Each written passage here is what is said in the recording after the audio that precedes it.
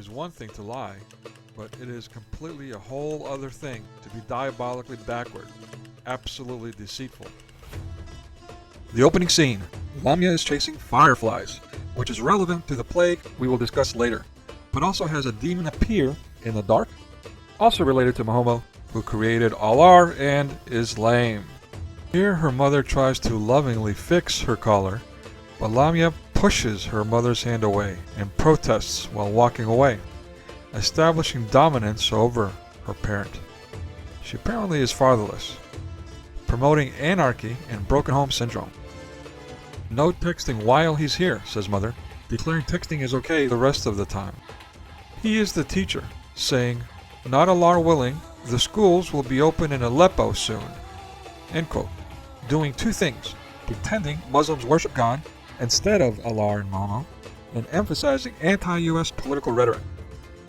Not only is she being somewhat defiant, but notice the icons on the wall. Stars or pentagrams, and alien-looking bugs. Here the teacher asserts that their Quran is a divine inspiration, and pushes creepy Islam poetry on the little fatherless girl, like Aisha, Zainab, and so on. Even they, them, their BS AI pushes taqia, misleading lies about Islam, as you can see in DCCI's video, Call-in Night with the DumbWah bot AI, and others. Naturally, this grassroots mass media propaganda movement indoctrinates the masses worldwide about manipulative, quote, refugee, end quote, constructs. And what a pedo moment merged with blasphemy. Quote, I long for someone, mingled hearts, who bleeds. Listen to the reed. What the hell? As her mother hides and gets creepy, he keeps getting familiarly close to her, touching her, and tells her to bring her friends next time. What the heck? Here's a poem by the historical Dawaist they are pushing in this child's flick, which inferences Muhammad's Judas-like demonic cave experience, which prompted him to write the Quran. Even Norse mythology inferences are included. Pagan much? More creepy, www cultural behavior and Izlame-ick propaganda craftily placed and promoted like a subliminal ad placement, something Hollywood's done for decades, generations. A sudden explosion represents the climax of this propaganda piece, but not to expose Islamic terror as disclosed and vividly described by Ahmad David ex-Muslim, Osama Dakdak in The Art of Imposture, etc., which is genocidal even to its own subjects and followers. Instead, at 1.5 millennia, reality is hidden, kept secret, censored, etc. And of course, more Greek bashing, conditioning, and you'll see more, but is it nefarious or draconian? So how have these terms been made popular lately, by the way? Via www.666 in Hebrew? And the movie tries to assert that tyrannical Islam Muslims have been historically oppressed as refugees, travel to their unholy, actually pagan, site, Makkah. More on that later.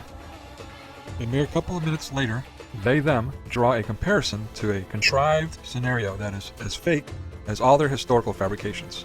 I've worked the unprecedented Islamic refugee encroachment into Europe, and nothing like this ever took place. Exactly the opposite, in fact, has.